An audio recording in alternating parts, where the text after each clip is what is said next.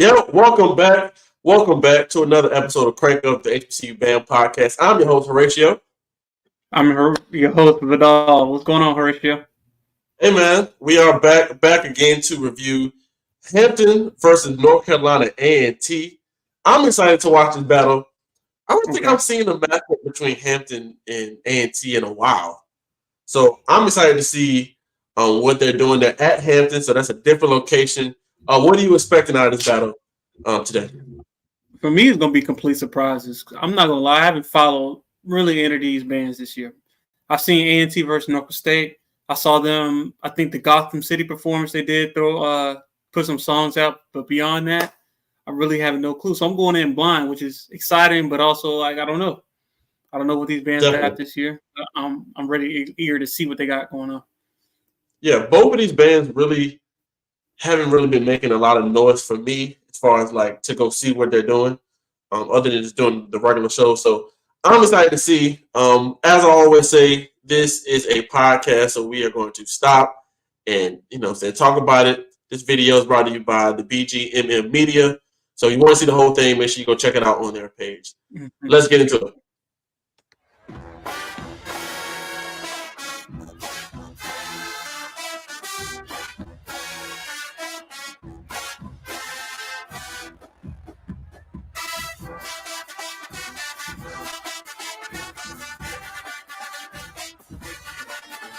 Good song choice.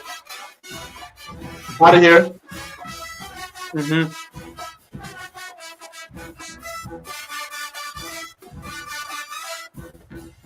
Okay.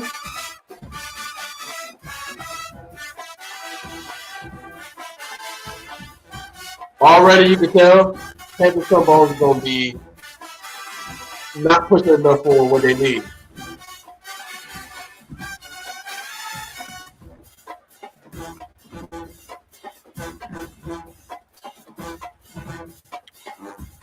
Interesting style choice for the song. Yeah. Same song. Mm-hmm.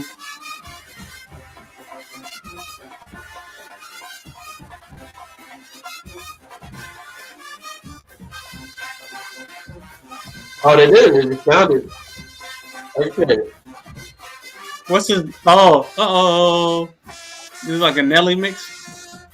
Yeah. Oh, they did. Okay, that was interesting. Yeah. Chicago. Mm-hmm.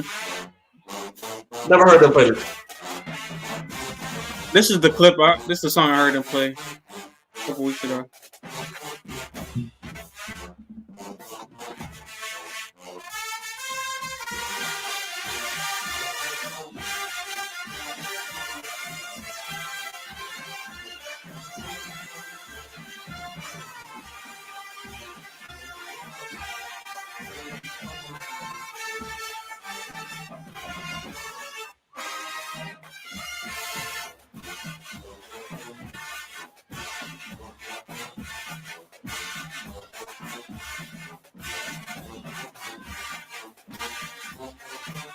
Nice.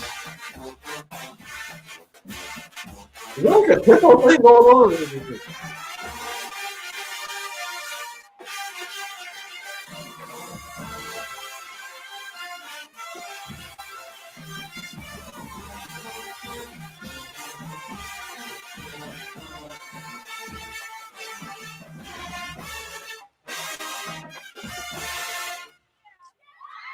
Nice. Good job, T. I enjoyed that. Yeah, that was good. 1 up. And T. I'll respond. Another Michael Jackson. This is about Liberian Girl. Knew it.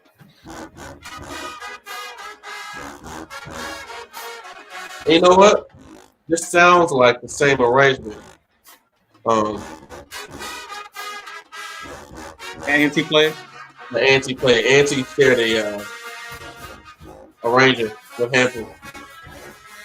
And he wrote this song. Mm-hmm. So I'm sure they probably used it at Hampton as well.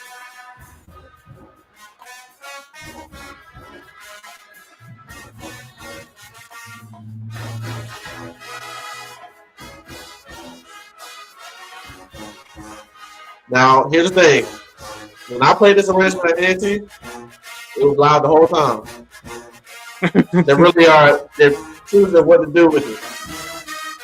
You know what I'm saying? Yeah. But I get it though.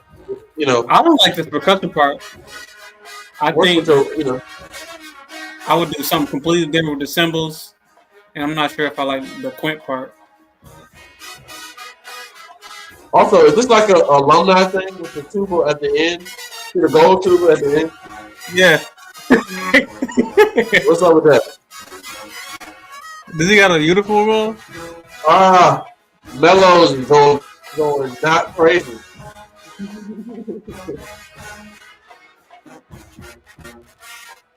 It's supposed to be a part right here. I don't hear a dude saying push.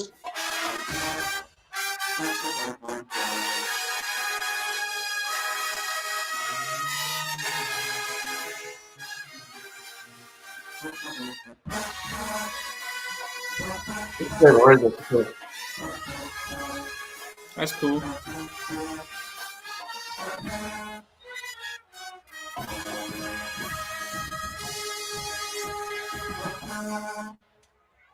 Solid ending. Solid. We can definitely work on the sound.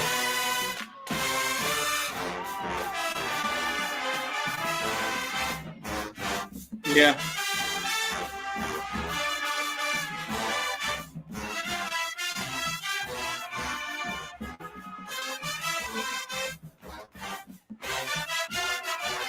Anthony has a trumpet problem. For real. Because I saw a couple of videos on Instagram of big getting clown. And they don't have the strongest trumpet section. I will say that.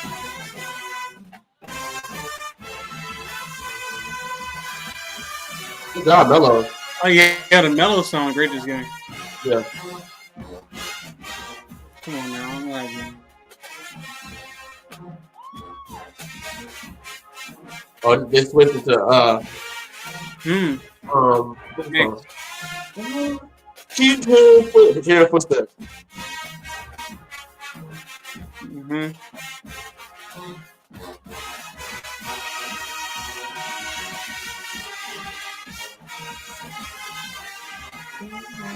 Yeah.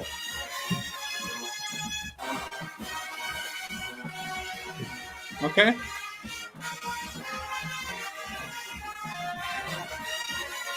Now we gotta close it.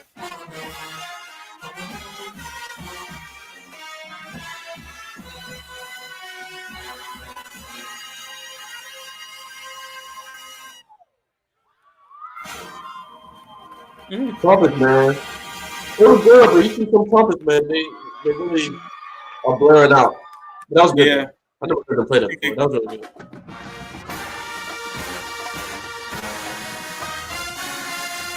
Go to time of day. Yeah.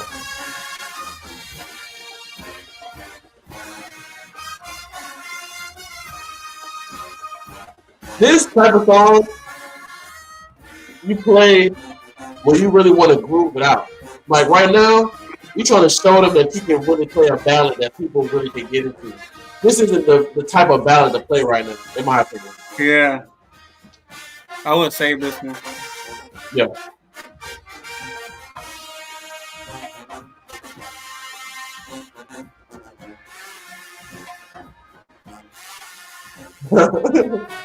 Trombone, okay.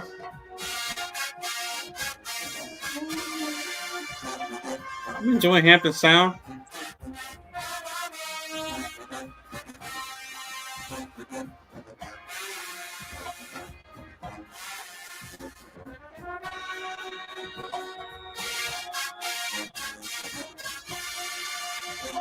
Okay.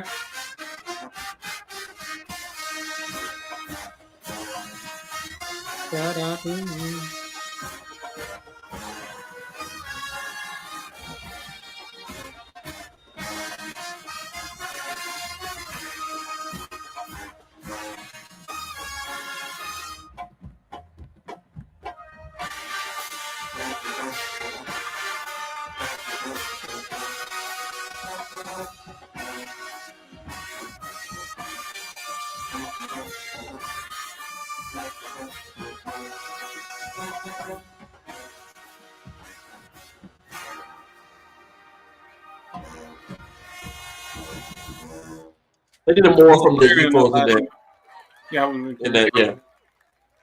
that, in that part, in that song. Good job, though.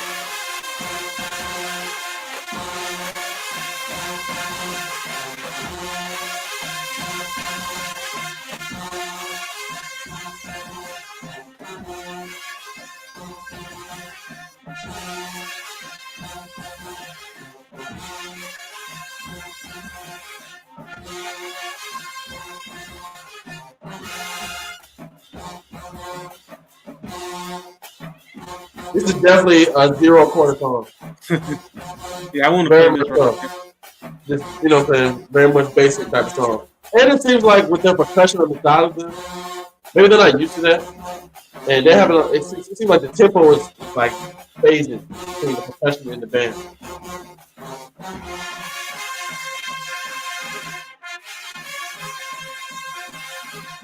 A&T has a pretty large sound this year, relatively what we hear them.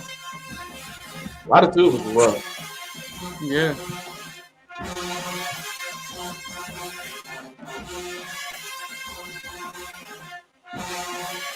Yeah, this is first song off the bus type. You know what I'm saying? Right. I'm gonna get ahead of it.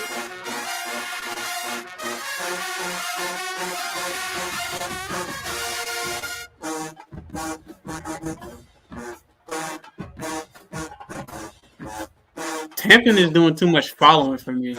I was just about to say the same thing. Like, but that was on A&T to do a better job with it. Like, they should not put that last song because they're just gonna follow them. You know, so they could really pull something that Hampton doesn't have.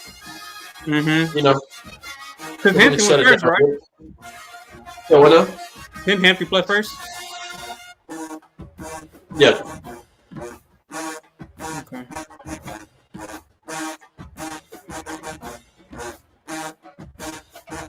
To me, they start following them after Chicago. Yeah.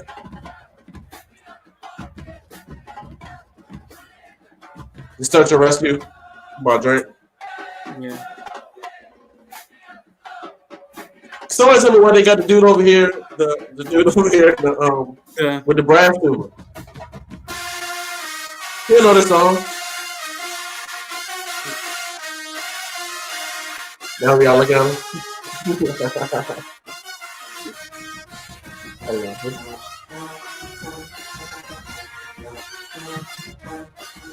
Yo, these rap songs that are the same part at the beginning are not exciting. We have to really address that at some point.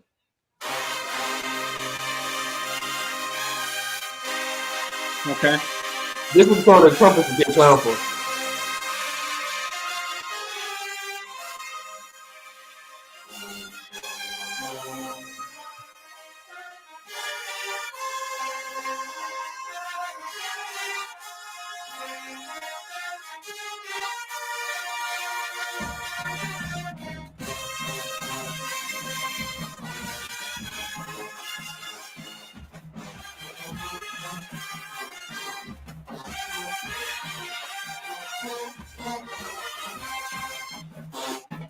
A&T has been playing this song for a couple weeks now.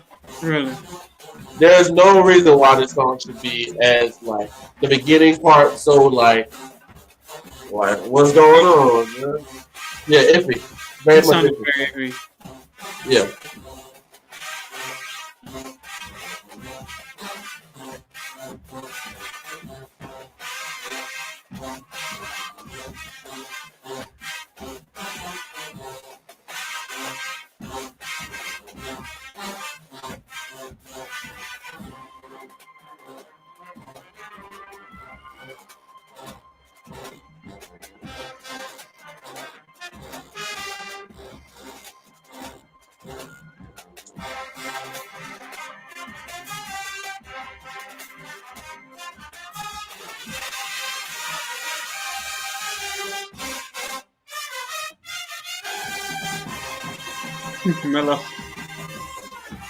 Mellows are coming to save the day, man. Yeah.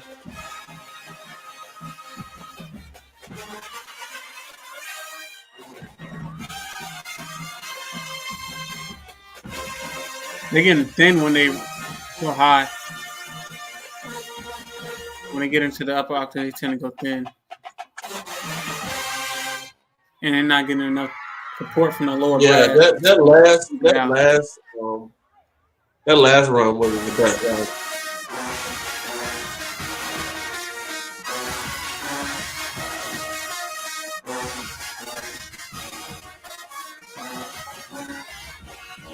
Okay, now I feel the same thing happening with Hampton.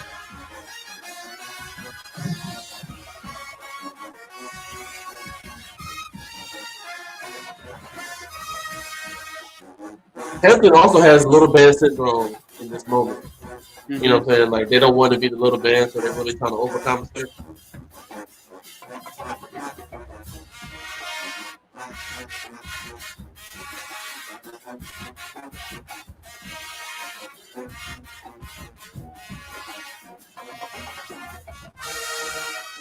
Wow, come on, guys. Yeah.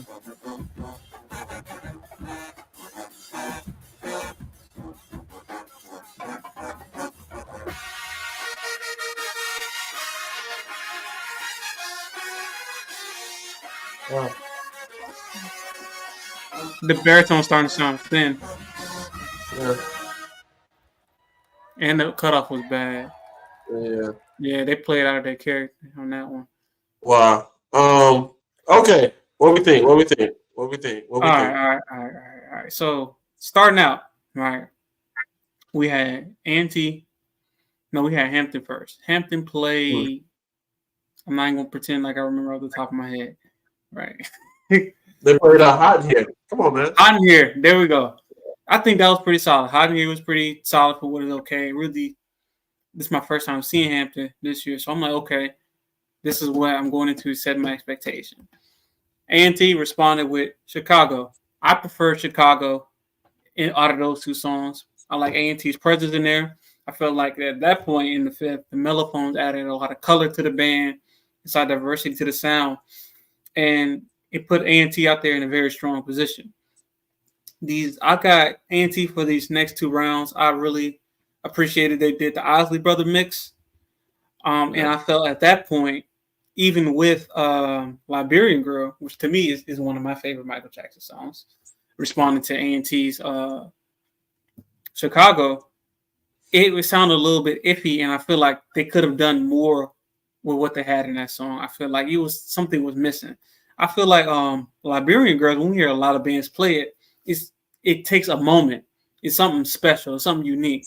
From I've seen, Stillman has a great arrangement of it. They did something great with it. A&T, when they played it, it was a moment. They did something great with it. When Southern played it, it was a moment. They did something great. Texas Southern as well. Mm-hmm. So I felt like with those arrangements, just knowing how I felt when I heard those comparing it to this, it was just like, okay, it was okay. And especially coming off what A&T did with Chicago, it was pretty solid and strong. Now with that, after that, I felt Hampton started replying to A&T, but Hampton went first. So At that point, they have an opportunity to set the tone for what's going to be played next. And I felt that they missed that opportunity by following. Now, I think, let me cut you off real quick. I think a lot of small bands, when they go up against these bigger bands, they don't realize that they have the ability to control it just as any other band would. So I feel like I said earlier, they got small band syndrome in the sense of not necessarily how they sound. They're trying to play, of course, you know what I'm saying, to fill up their horns and everything. But just the idea of like, well, let's see what they do so we can like make sure we get them. No. If we're at Hampton, we're the standard of this thing, and we're going to make sure that we run this battle. So I feel like they didn't necessarily have that mentality. And you can see it after Chicago. Right. I agree with you because it's like, it seemed like they were saying, look, we can play with A&T rather than we're Hampton and we're going to play. And regardless of what they do, we still going to play because I feel like the performance they had and listening to them when they sound their best, they had an opportunity to take this battle in a way that I feel like was not quite there. I like the Isley Brother mix from A&T, like I said, and let's talk about these rap clashes at the end. I felt that both bands started to get it out of their own character. I felt like both of them at those previous rounds were really at their best as far as sound wise. Regardless of size, I felt like sound wise they were very close as far as how they were interpreting, how they was executing, and how they was playing. But I feel like in these rap tunes, it's like, who do you want to give it to based off of what? Because they both started to have mistakes, both started to execute less. And with the power songs, we see that A&T is significantly larger. So they get a little bit more leeway with some people playing out of turn because there's more support there. But with Hampton, when people start playing out of character, the releases aren't there, it gets really bad really fast. Yeah, Overall, definitely. I'm going to go with a small edge to A&T. Definitely. I think something that we would have seen better that would have fit both their styles is a more balanced and more up tempos. Like just more up tempos, I think would have allowed Hampton to do a little bit more. Because obviously, like you said, when you're going up against a bigger band, you can't crank them to death. You know what I'm saying? Like it's gonna be hard to out push when they have double of your instrument there. You know, so that's always gonna be harder. Also, I did not enjoy the Annihilate from A&T. I've seen like I mentioned, I've seen a video of them on Instagram. People talking about them. Their trumpet sounded bad. It sounded like they redid it, but they had the mellows like scoop up in with the cape and save the day. That's what it sounded like compared because it sounded different than the first one because it was like a big thing going on through a lot of the Instagram pages and Facebook pages. So I feel like if you get that critique about a song and you don't really go and fix it per se, and you show up the next week and it still kind of sounds like shaky, that's on the staff. That's on everybody honestly over there because I think embarrassment of any kind would make you want to improve, especially if you're going to replay the song next week. Shout out to I give it a slight edge to A&T. I feel like A&T also was playing with Hampton and not really, we always talk about on our live show. So you really got to put the nail in the coffin. You got to really like step up. And I don't really feel like they did that per se in that song selection. But yes, a big edge to A&T. Do you have anything else for this battle before we close it up? No, shout out to both bands. Both bands did. I really say that Hampton put forth a performance that I didn't expect them to. In those later rounds, I never knew Hampton to be aggressive. It was really good to see Hampton get aggressive in those moments to show that, look, we are here, we are competing. Shout out to A&T. I know being in Virginia, it was also always like some type of deal when A&T showed up. So shout out to A&T for making that travel to come show their band and show the area what they had. Definitely. All right, guys. Well, you can always follow the page at Crank Up, the HBCU Band Podcast. It's Crank Up Pod on all social media. You can follow me at Horatio Radio. He doesn't have any social media. So then we follow the podcast and make sure you follow It's a Face Off. We do the live show. We have it tonight. Coming up in a few. We got some people in the room, so make sure you guys go. You can stay right here. We'll be right back here to talk about the whole band week, including the battle we just talked about. And make sure you can check the replay as well. Thank you guys, and we'll see you guys next week. All right, see y'all next week.